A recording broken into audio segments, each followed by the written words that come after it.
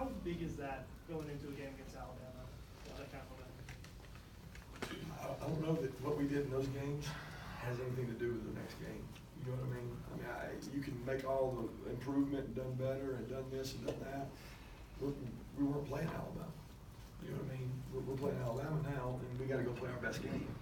And what we've done in the past doesn't guarantee any future success. What I'm proud of is the more discipline we played with, the cleaner, we call it cleaner plays. Cleaner means everybody's doing their job.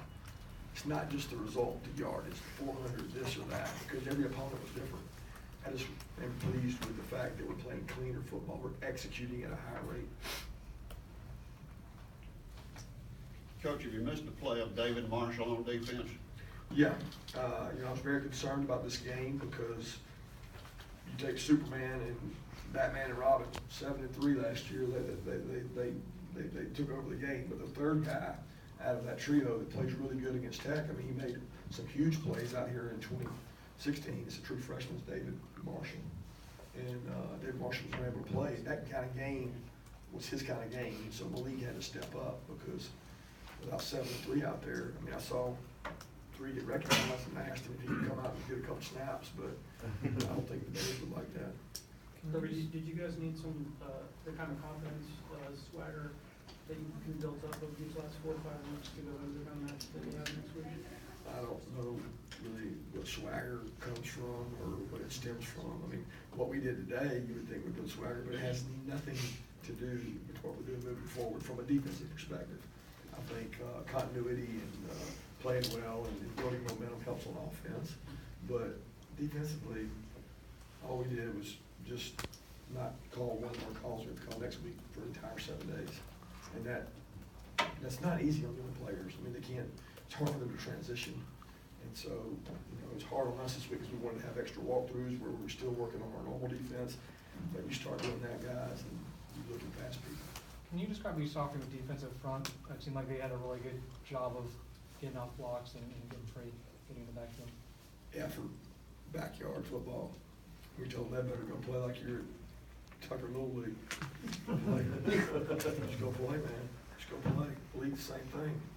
The league played down at Mary Persons. He knows what it's like to get down and dirty and go play. And you gotta go do it. And they embraced it.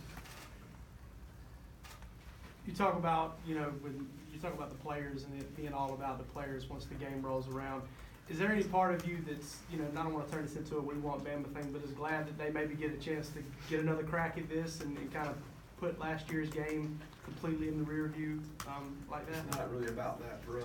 The media will make it that way, and everybody will make it about a revenge and all that. It's not really about that for us. It's a SEC East championship team going against an SEC West championship team playing in Atlanta for the SEC championship. That's what it is. And obviously for a chance to continue on for somebody, but our team understands that. We've been on do or die playoff run since every game we've been playing. What's the difference? So our guys, they got to go out and play well, but I'm just focused on us right now and worried about us getting better and preparing for the next opponent. Coach, how close do you think your team is to playing its best game after what you saw today? Just completely different, like I said. Offensively, I could say, well, we're playing better. Defensively, I can't tell you that because we're going to play the exact opposite. Not one thing we did this week is going to be relative other than tackle. That's it.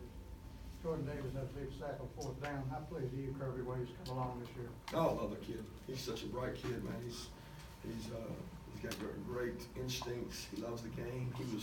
He was so fired up about this game, and he embraced the challenge. Some people don't embrace the challenge, and I thought our guys really embraced the challenge, and he particularly told the linebackers, I'm going to protect you, and I'm going to dominate the guy in front of me so that you can make plays. And he's just been a pleasure to work with, and we push him really hard. He probably gets pushed harder than any player on the defensive line because he's so young, but he's a great kid. I'll look forward to visiting with him. He's got a great personality.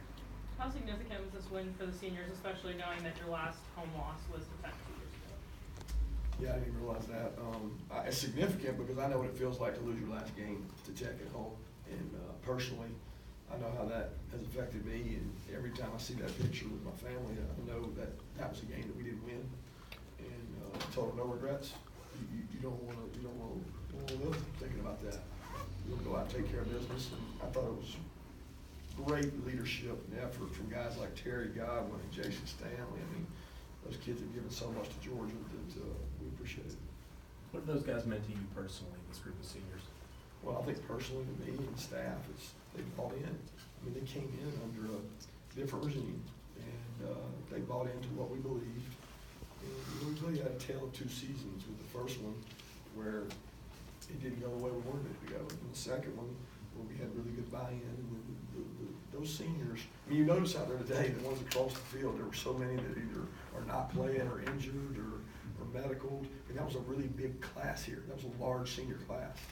There's not a ton of them left, but the ones that are have really bought in. And the guys like Juwan Taylor, I mean, to come from where he is, to play and contribute, Nate Shrez, I mean, Ledbetter, they've overcome so many obstacles and given so much back to Georgia. And got a chance to finish as one of the winningest class ever. I mean, they already kind of have. And proud of what they've done. When you face a team that runs the ball as well as they do, you know, the defense takes the challenge, but does your offense also take that challenge that they want to outdo that? Yeah, we sell it that way. I mean, we take every day, and I go into offensive meeting, which I don't spend a lot of time in, and I go over, I show them clips. Say, here's Mike Barnett. This is what he's dealing with. All right, here's DeAndre Baker. This is him getting cut on the perimeter by Prather every play. So what are you going to do about it? How are you going to practice today to take care of your brother? Because it's a complimentary football game when you play them. You have to play really good offense to protect your defense. And I thought our offensive players really bought into that, and they were motivated. Coach, sorry to bring up a negative, but they had the kickoff return for a touchdown. I know you've talked about some problems with that. Yeah, frustrating. I think that our coverage unit, I mean, Rod hits a 4-2 hang, which is incredible hang. I mean, it's a great kick. I mean, everybody will say, I wish he kicked it out. Well, man, I'd love for him to kick that one out too, but he had 4-2 hang. And we have to do a better job. I mean, give that kid credit. He made a hell of a return. He stuck his foot in the ground, and our contained player lost contain. And then we got a safety. We got to get him on the ground. But hey, we're going to face a good kickoff return team next week. So we got to work on it. We got to put more emphasis on it. And we got to tackle the guy when we get an opportunity. You know, we didn't get many opportunities to tackle the man with the ball, and we actually tried to work on that the week before, you know, intentionally, and against UMass, right? And we got to work on it some, and it didn't pay off because we didn't do it well today. First half offense, coach, 6 possessions, 6 scores, great balance. Anything you're unhappy about? Yeah, 2 minutes. Maybe you noticed we don't know how to get out of bounds still. It's more important to get 1 yard than get out of bounds. What was Isaac's explanation for? I can't tell you. I was so mad I couldn't focus. I love Isaac too. Isaac's one of my favorites, but I mean, it's not even his first time. I mean, I think that may have happened against Tech last year, about for the half, if I remember correctly. 2 more questions.